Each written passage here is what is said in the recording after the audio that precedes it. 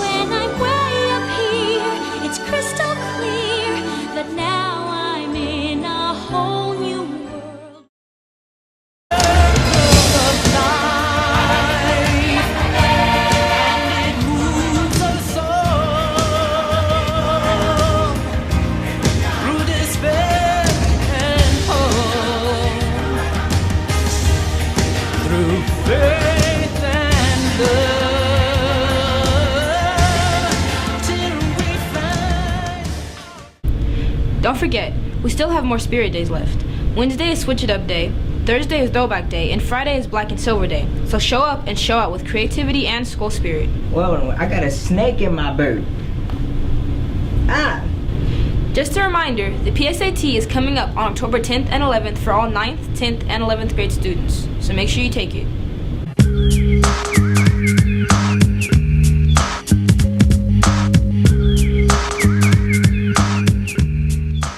Few of our Latino students went on and interviewed other Latino students and teachers to see how they feel about being Latino and what they like about it. These are their reactions. Being Hispanic is dope. I would say that one thing I really like about being Hispanic is the food and then the parties. Dad has always told me stories from where we're from, which is Jalisco. So like he be telling me that we from the place where the tequila came from and all this and that. Just embrace it.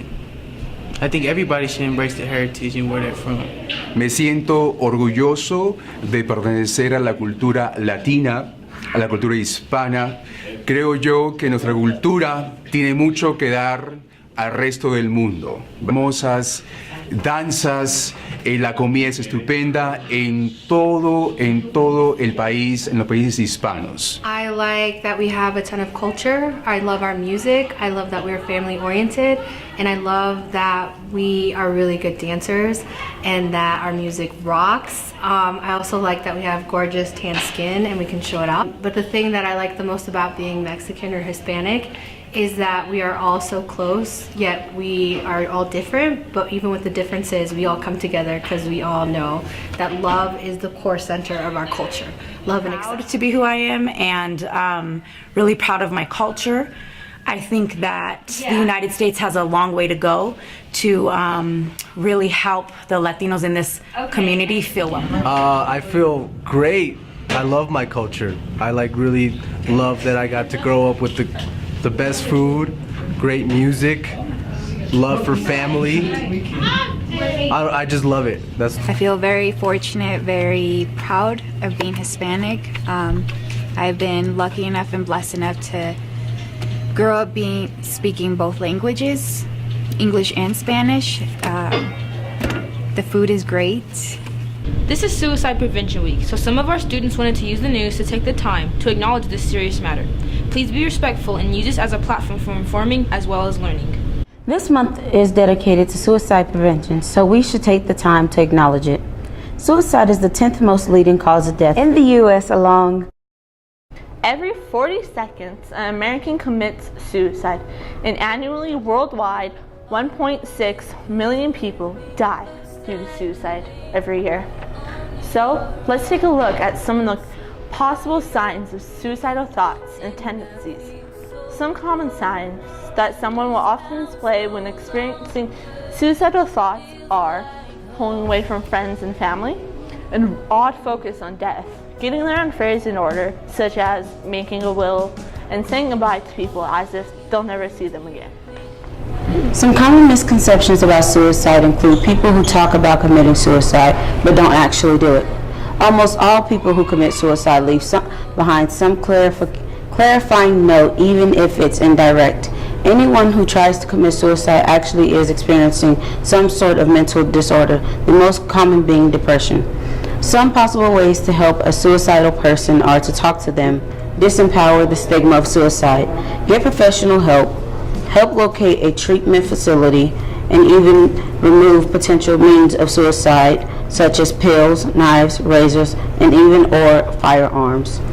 You can call the Suicide Prevention Hotline number at 1-800-273-8255, which gives everyone a way to communicate with someone. If you or a friend needs help, just talk to someone.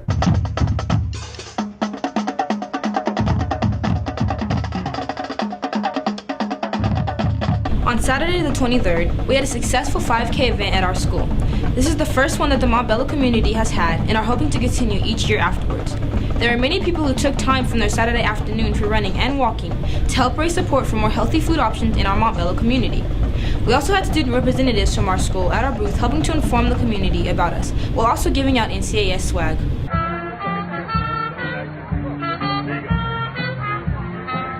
We even had support from our own school, including Mr. Carter, Dr. Clark, Ms. Schneider, and even our own student, Luis Suevas. They all completed the run.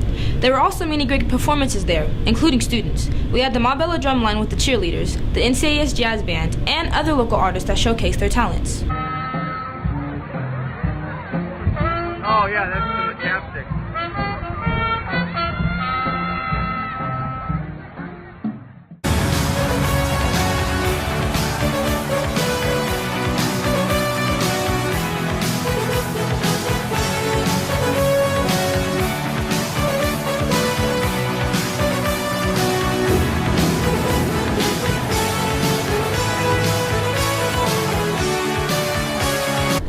Roughly 313,000 refugees have fled from Myanmar into Bangladesh over just a few weeks.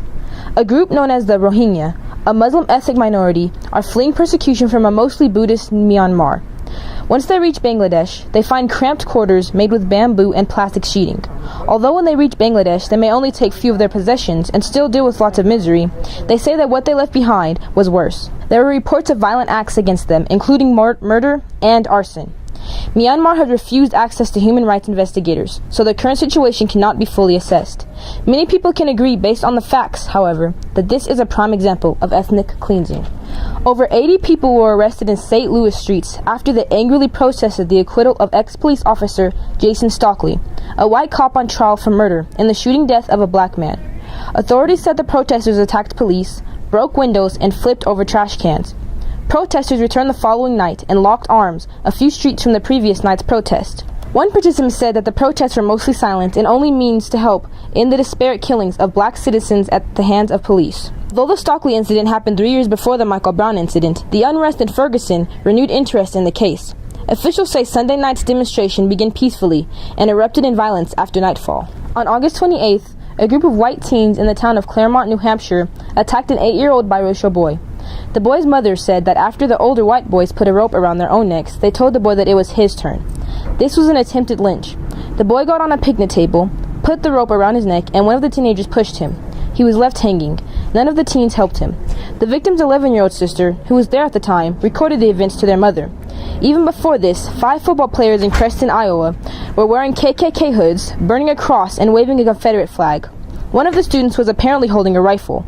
In Albuquerque, New Mexico, 2 high school students posted a doctored Snapchat photo depicting a black student surrounded by her classmates wearing KKK hoods. These examples, along with many more, point to a problem existing within children and teens committing acts of bias, bigotry, or prejudice based on one's race, ethnicity, religion, gender, sexual orientation, or disability. The city of Portland, Tennessee is expecting to approve an ordinance that will prohibit drag shows downtown. The mayor, Kenneth Wilbur, has heard from several residents that they believe the shows aren't appropriate for Main Street. Raymond Guillermo says the only thing performers do is wear dresses, wigs, makeup, and lip sync to popular music. There was a packed house on August 12th at a bar in Portland for their first drag show. Guillermo states that these shows are not just for the LGBT community. It's where anybody can come and feel like they can be themselves. If the council passes the ordinance, it will be illegal to perform a drag show in downtown Portland. The mayor supports this ordinance with the claim, "The values of our community are reflected in the ordinance. We do not want those types of things in our normal business district." Don't forget about the homecoming game this Saturday at EV Dennis against Adams City. Let's show up and support our Warriors. Don't forget about the homecoming dance afterwards as well. It will be here at Montbello starting at 7. Buy your tickets now during lunch and after school because the last day to get them will be tomorrow. Hey you! Yes, you. Come here. You could be a part of an amazing remake of Miss Granny. When? Where? How? You can audition on September 27th and October 4th in Dr. Clark's room from 1 o'clock to 2:50 on Wednesday. So what kind of characters can I play? Well, you can play a variety of characters. The main character or extra, it doesn't matter. It's all up to you. Wow, thanks for letting me know. That was so helpful. You're welcome. See you at audition. See ya.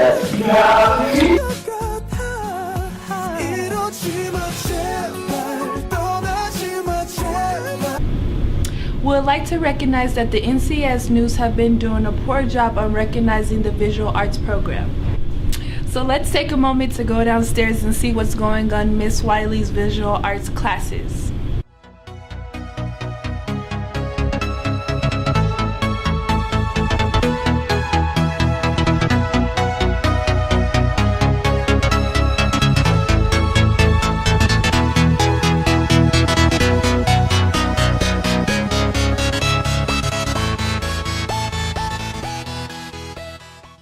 So our drawing and painting courses, our art and craft 1 and our art and craft 2 courses created a art history timeline that we could display in our classroom, ranging from pre-Columbian art, which was the start of art history, all the way to contemporary art pieces. So each group randomly selected a time period in art history and did a little bit of a deep dive research and then created their own artwork. Right now we're working on pinch pods, and so basically what I'm doing right now is based on stripping and scoring so I can seal the line so I can chop them in half again. My project is basically when you split the two circles, there's going to be teeth and tongue. A pinch pod is basically where you get two balls like this and then you start pinching up to make a circle. Usually you'll start something little like safe, like if it's just like a small circle and like there's no hole inside it, you just keep on pinching it up until it forms a hole. Finally, in honor of Hispanic Heritage Month, let's take a look at some of our students that are performing Mexican classics.